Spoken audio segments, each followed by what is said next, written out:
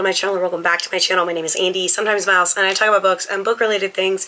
And today I'm giving you my October wrap-up with a disclaimer that I am getting over some cold situation. So my voice sounds a little bit funky, but it's okay. Here we are. October was a good month. It was a good lead-in to the my reading for Clear Your Shit. I did take pretty much a full week off of reading, where I just kind of dabbled in reading here and there.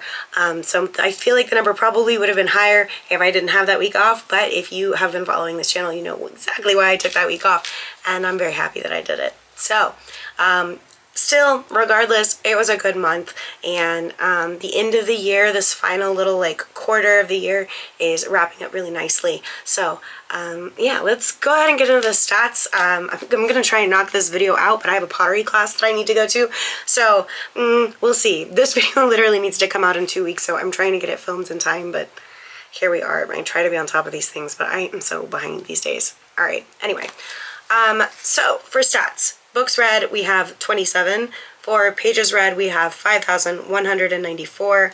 For audio hours listened, we have 101 hours and 57 minutes, so almost 102 hours, which as days is 4 days, 5 hours and 57 minutes.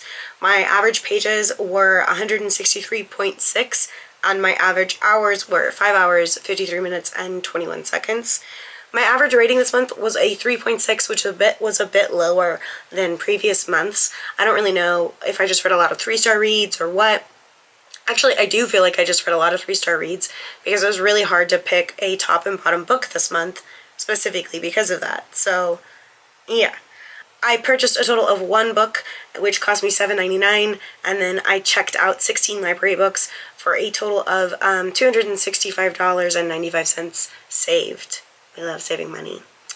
I reread 3 books, I listened to 10 audiobooks, read 16 ebooks, and 1 physical book. And for the intended audience of those books, we have 18 adult books, 7 young adult books, and 2 middle grade or children's books. I think they were middle grade books.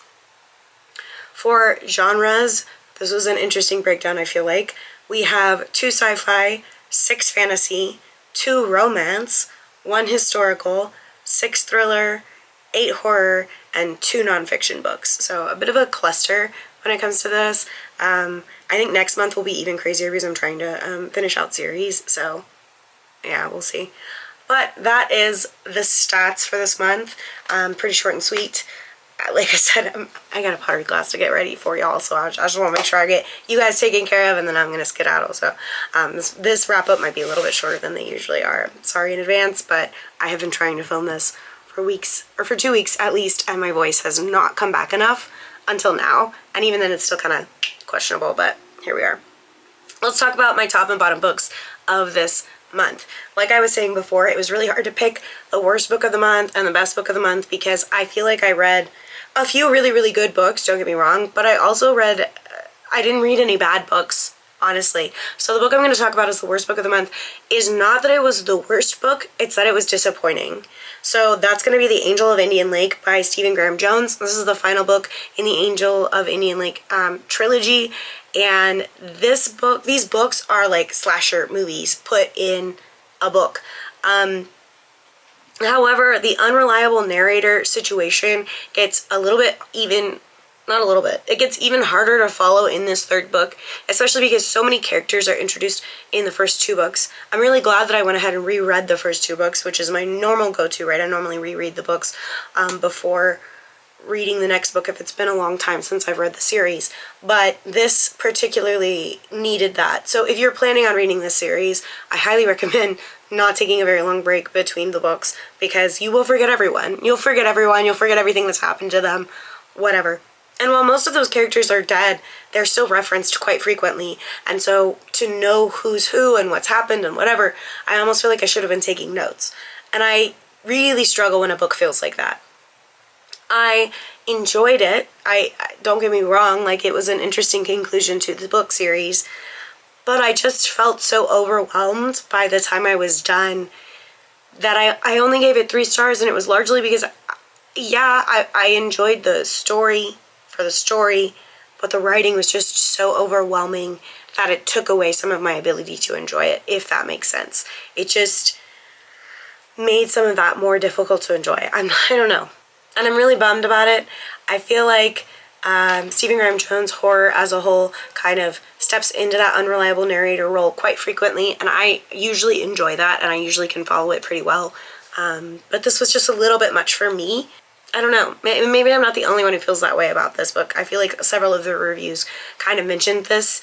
Also, I read them after. I don't read reviews until after I've already read the book, but I feel like several of them also mentioned this, and I'm not alone in it. But if you've read this book, let me know in the comments down below if you felt the same way. Like, there's just so many characters and so much going on that it was a lot for me. For my top books of this month, actually, I have a nonfiction book as one of them. That's going to be 4,000 Weeks by Oliver Burkeman.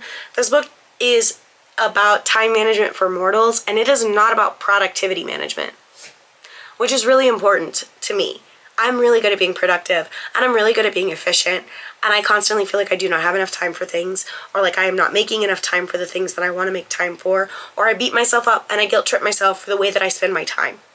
And this book kind of put into perspective about the way that I spend my time, and what we call wasting time isn't wasting time. It might be for capitalistic America, or it might be for a capitalistic environment considered wasting time because it is non-productive. But if it is something that we enjoy, getting distracted by our phone during work, is it a distraction, or is that something we'd actually rather pay more attention to? I just thought that was really interesting, and I appreciated that breakdown of that quite a lot. Next up, we have Such Lovely Skin by Tatiana Schlott-Vaughn. This is a young adult horror book. I don't think it was on my original TBR at all. We've got a haunted video game. We've got spooky, scary skeletons. No, but scary characters trying to take over, demons trying to take over Girlie's life. It's kind of like Pulse. It's an older horror movie if you've seen it. It's kind of like if Pulse was a video game in the modern era and a Twitch streamer got affected by it, right? Conceptually, and it's a demon though. I enjoyed it a lot more than I expected to. Still only a 4-star read because there were just some pacing things that I didn't like so much, and the insta-love was insta-love, and I really struggle with that conceptually. And then last but not least, we have Ghost Station by S.A. Barnes. I like S.A. Barnes writing a lot. They do sci-fi horror, and sci-fi horror freaks me out more than most things. Sci-fi horror and then like horror surrounded by the ocean. Either one of those categories freaks me out because those are two relatively unexplored areas that I don't think we have any business being in. I like to mind my business exactly right here, on land, on this land. Not on another planet's land, not in the ocean, here. I mind my business, and that's why I don't experience these things. No, but that's how I feel. This book was really good. I had some concerns about like the way that it would handle memory loss and that kind of thing, because sometimes that could be triggering for me. But that wasn't the case here. Scary, haunting planets. Is it a haunting? Is it a possession? Is it a parasite? Who knows? Don't die. That's kind of a plot of the book. Who knows? Don't die. Get off the planet. Get the fuck off the planet if you can. Try. That's basically the plot. But it was really good and I enjoyed it a lot. So yeah, that's the October wrap up. I'm so sorry that this video was like very quick and then I kind of sped through some things, but I wanted to make sure that this video was on time for you guys, and yeah, I wanted to make sure it was on time for you guys and that we stick to our schedule, because I know my regular schedule kind of got messed up with me taking a week off to hang out with my husband, so I'm sorry that I love him and stuff. I'm trying not to do that again. I'm just kidding, by the way, that's a joke. But I hope that you guys enjoyed this video despite it being short and sweet. I will talk to you guys later. Don't forget to like and subscribe and share if you did enjoy it. Comment down below if you've read some of these books, if you like the way that I do my stats. If you don't like the way that I do my stats, let me know how I can do better. I would love to improve it next year because we are getting up on that. But yeah, I post videos every Tuesdays and Thursdays at 10 a.m. Central Standard Time, except the first full week of the month because taking breaks is really important so you can recover from being sick.